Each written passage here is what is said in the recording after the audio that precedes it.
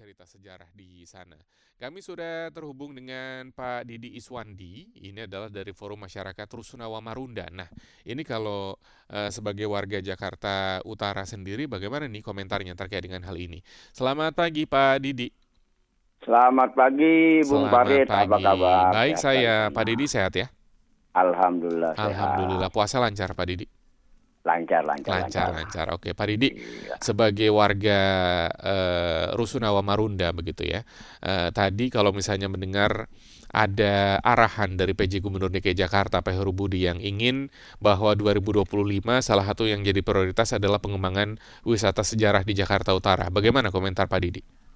Ya kalau bagi kami ya memang Jakarta Utara adalah kota pesisir yang banyak menyimpan situs-situs sejarah ya, terutama kelahirannya Jakarta. Di situ ada Masjid Luar Batang, Oh iya betul. ada Rumah Pitung, Mm-mm. Masjid Al-Alam. Mm-mm. Dan sampai galangan POC kan itu ada di Jakarta Utara gitu. Mm-mm. Sampai pelabuhan terbesar ada musim-musim yang terbesar ada di Jakarta Utara. Mm. Nah kami sebenarnya menyambut apa yang direncanakan oleh Pak Gubernur ya dalam hal tentang destinasi sejarah.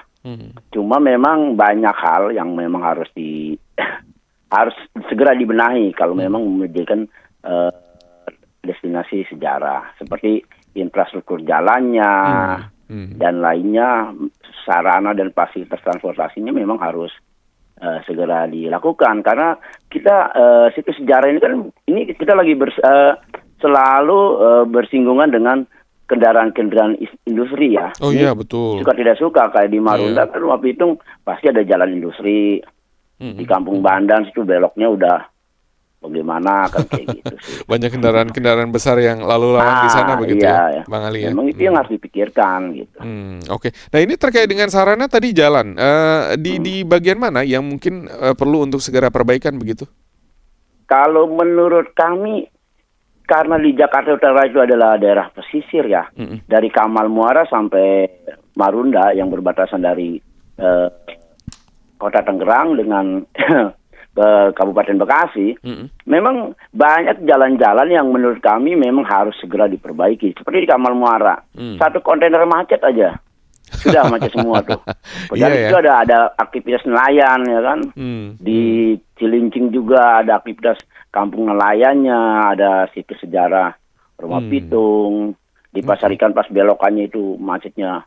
Kalau udah kontainer satu macet sudah selesai. Iya. Berarti titik inilah gitu. Salah satunya itu yang perlu mendapatkan perhatian begitu ya, Bang Didi. Iya benar. Oke. Terus saya sempat ingat Cilincing tuh dulu ada pantai yang kayak Ancol gitu ya dulu banget ya. Nah kalau kita baca sejarahnya sih zaman Hindia Belanda ya, itu memang katanya tempat pelesiran ya daerah itu pelesiran orang-orang Belanda zaman dulu gitu sana gitu. Bahkan katanya di situ sempat ada villa gede yang sekarang ini udah hancur, udah nggak ada sisanya begitu. Dulu tempat wisatanya orang-orang Belanda pada zaman itu gitu ya. Iya pada zaman itu memang kalau kita lihat, kalau saya sih kan karena melihat dari YouTube ya, ternyata Marunda itu indah gitu. Tapi kita nggak ngerti dulunya karena penataannya atau karena ruang tata wilayahnya ini. Saya melihatnya perlu disinkronkan antara Dinas Pariwisata, Museum dan Sejarah, serta perindustrian dan kawasan berikat yang menurut kami di Jakarta Utara itu kan kawasan berikatnya banyak juga, kawasan industrinya banyak gitu. Nah ini yang harus dibicarakan antara masyarakat, pengusaha dan pemerintah. Gitu. Oke. Kalau masyarakat, kalau menurut Bang Didi bisa melakukan apa nih terkait dengan pengembangan wisata sejarah di Jakarta Utara? Kalau kami pada dasarnya kan kami ini hanya masyarakat. Kita juga kalau kemarin kan teman-teman ini ada dari Aliansi Jakarta Utara menggugat ya kan. Nah juga dan saya juga ikut mendukung kegiatan teman-teman. Karena apa memang ruwet dan begitu macetnya cara menguraikannya kan sampai kebingungan gitu. Artinya apakah pembangunan ini atau grand design ini dilakukan berdasarkan kemauan pemerintah, pengusahanya saja, atau diberikan ruang untuk masyarakat ikut berpartisipasi dalam rangka bagaimana mengurai kemacetan sehingga aktivitas industri tidak terganggu oleh aktivitas masyarakat, aktivitas masyarakat tidak terganggu oleh aktivitas industri. Nah, barulah partisipasi masyarakat dalam pengembangan wisata sejarah ini bisa berlaku, bisa berjalan gitu. Kalau itu tidak segera dibenahi, masyarakat mau keluar juga takut juga gitu. Orang mau berkunjung ke Rumah Pitung misalnya, ketemu spek jalan seperti itu. Orang mau ke Museum Bahari, mau ke Galangan POC, tapi jalannya seperti itu, ruang parkirnya mana. Terusnya di destinasi-destinasi itu, apakah ada gate-gate yang ahli untuk menciptakan sejarah-sejarah itu. Nah, perlunya menurut kami, kalau infrastruktur itu sudah jalan, maka pembinaan kepada masyarakat yang ada di sekitar destinasi wisata sejarah itu dilakukan pembinaan sehingga mereka bisa produktif, gitu, bisa jualan souvenirnya, bisa menjadi gate menceritakan situs-situs sejarah yang ada, seperti itu sih. Oke. Nah, kalau dalam pandangan Bang Didi sendiri nih, masalah-masalah tadi yang misalnya kayak jalan semrawut dan lain sebagainya, ini akar masalahnya kenapa? Apakah memang karena belum ditata dengan sedemikian rupa atau apa nih? Ya kalau kami sih melihatnya penataannya ya belum saya nggak ngerti penataannya ini zaman dahulunya ya, mungkin 20 tahun apa 25 tahun yang lalu, apakah big desanya seperti apa sih gitu? Kalau Bang Didi sendiri udah tinggal berapa lama di situ? Kalau saya memang awalnya dari Penjaringan. Oh, oke. Dari Penjaringan. Ya, dari Penjaringan. Jadi saya tahu gitu kalau ngomong macet di Muara Rangke. Iya, makanya. Di mana di daerah-daerah kawasan Jakarta Utara pesisir dari Kamal sampai sana ya, karena saya kan pernah jadi Karang Taruna juga di situ. Dan saya pindah di Marunda hampir kurang lebih sudah 17 tahun. Oke. Nah, kalau saya melihatnya memang grand design-nya ini pada waktu itu misalnya nih ada lahan 10 hektar, dia hanya harusnya 5 kawasan lalu 5 gudang, dimasuki jadi 20 gudang. Nah, terusnya kalau kami sih berharap bahwa penataannya harus menyeluruh. Pertama desain tentang arus jalannya. Benar Pak Gubernur bilang bahwa jalan akan dibenahi, memang harus wajib. Nah, cuman mendesain arus mobil industri ke dalam kawasan industri juga harus didesain gitu loh. Kalau jalannya dibenerin tapi dia masih nyampur, tetap tidak mengurai kemacetan ya. Bikin ruwet Transformer, ya. Yang ukuran mobilnya 10 meter. Kalau ada 5 meter yang ada satu mobil yang mogok, berapa meter dia makan jalannya. Nah, itu sih. Jadi menurut kami grand design itu harus segera dilakukan. Karena apa? Saya mendengar dari beberapa teman-teman di Aliansi Jakarta Utara Menggugat bahwa itu the wheeling time itu sampai 6 jam. Oh, oke. Bahkan kalau itu nggak segera dibenahi gimana? Terusnya banyak depo-depo kontainer yang masih ada di luar kawasan industri. Ada di pemukiman, seperti di daerah-daerah Koja, ada di pemukiman kontainernya.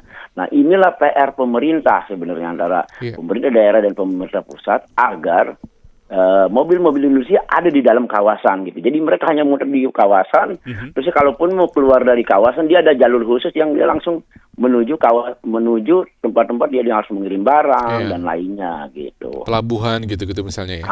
Iya kan, kalau dulu kan ada kerja nembus tol laut ya kan. Nah, itu jalanin lah gitu. Oke. Nah, ini kalau tadi sempat disebut beberapa kali nih Aliansi Jakarta Utara Menggugat, ini memang sedang memperjuangkan apa, Bang Didi? Teman-teman Aliansi Jakarta Utara Menggugat ini sedang memperjuangkan bagaimana Pelindo dan pihak-pihak terkait membenahi carut-marut macetnya di Jakarta Utara. Sehingga melahirkan jalur tengkorak yang setiap bulan ada aja gitu korban jiwa, Aduh. ada kecelakaan, ya ada korban jiwa, ada korban apa yang kakinya putus, ya kan? Artinya apa? Kami ini orang yang menikmati Jakarta Utara ini, kalau keluar rumah, kita udah gimana Tuhan aja nih, kita udah usaha, ya kan? Nah kalau kontainer tiba-tiba beleduk, ya kan? Nah artinya apa? Bahwa teman-teman ini mendorong kepada pemerintah dari Dishub dan lainnya juga memeriksa mobil-mobil kelayakannya. Kelayakan mobil-mobil ini kayak gimana sih gitu. Kan semua ada aturannya gitu, ada perdanya, ada ininya, perda zonasi dan lainnya. Nah maksud kami mereka mendorong ini gitu. Kami mendorong ini agar apa? Jakarta Utara itu yang dicanangkan tentang Green Force, ya kan?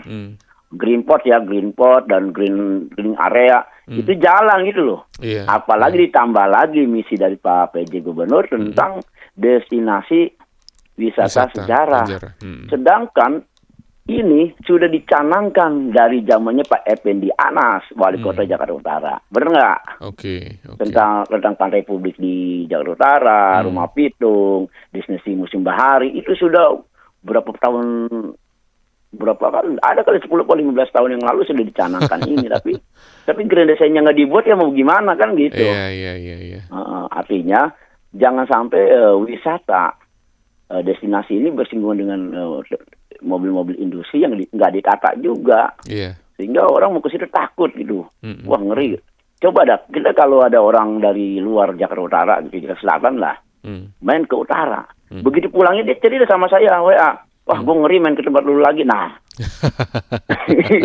lah gimana kita mau ngomongin? Ini ada Rumah Pitung loh. Ini ada ini. Kan nggak bisa. Berarti infrastruktur jalan memang harus dibenahi. Dan kami mendukung apa yang dilakukan oleh Jakarta Utara menggugat gitu. Oke. Baik, jadi salah satu PR utamanya adalah tadi ya kesemrawutan jalan dan jalurnya keluar masuk si itu kendaraan industri. Akhirnya menyebabkan laka lantas. Kan kayak gitu.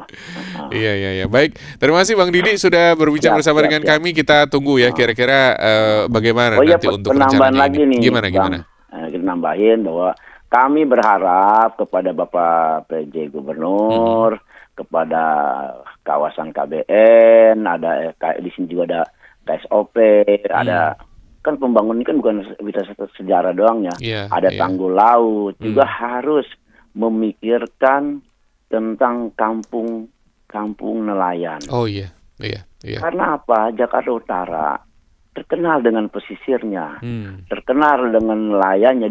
Di Jakarta mana yang ada nelayannya selain di utara? Sedangkan mereka sendiri untuk mendapatkan penghasilan mencari ikan amat jauh karena banyak reklamasi, karena banyak limbah-limbah industri masuk ke laut. Nah ini perlulah dikiranya KLH, ada Pak Gubernur lah memerintahkan KLHK atau berkoordinasi dengan pemerintah pusat juga ini harus selalu dilakukan penataan juga gitu. Nah ini kan sekalian lah kita kalau mau bangun ya desanya ya sekalian gitu. Jangan ini dibenahi, yang ini dimatiin. Jangan kan gitu. Itu sih Mas tambahannya. Iya, saya pernah sih jalan-jalan ke Cilincing tuh Pak Bang Didi itu yang kampung nelayan gitu ya. Terus juga ngelihat nelayan pada saat itu tuh lagi pada nggak melaut gara-gara waktu itu solar mahal atau apa gitu, lupa saya. Tapi itu beberapa tahun yang lalu ya. Nggak tahu sekarang ini kondisinya bagaimana. Semoga sih sudah semakin membaik ya. Oke. Ya otomatis Mas. Ini kalau limbah itu keluar dari industri, Tenggarai dari industri nih. Karena siapa lagi sih buang limbah, kalau limbah tetangga mah dikit lah. Apalagi sih limbahnya. Nah, kalau limbah itu keluar, ikan itu nggak mau nongkrong di situ. Betul, dia ke tengah, maka kos anggaran biaya nelayan itu semakin jadi tinggi. Kan itu hukum ekonomi saya tahu, Pak PJ Gubernur paham ini. Nggak perlu dijelasin, bukan anak kecil ya kan gitu. Oke. Baik. Terima kasih Bang Didi ya. Lain waktu kita ngobrol lagi Bang Didi. Terima kasih, selamat pagi. Assalamualaikum. Terima kasih. Waalaikumsalam warahmatullahi wabarakatuh. Demikian pendengar Bang Didi Iswandi dari Ketua Forum Masyarakat Rusunawa Marunda FMRM yang tadi juga sudah mengatakan begitu ya, bahwa di Jakarta Utara memang banyak spot-spot wisata sejarah begitu yang perlu diketahui oleh banyak orang, tapi masalahnya di sana ada banyak yang harus dibenahi. Salah satunya adalah kesemrawutan jalur lalu lintas, dan tadi juga bahkan disebutkan jalur tengkorak dalam tanda kutip begitu ya. Ini yang memang juga perlu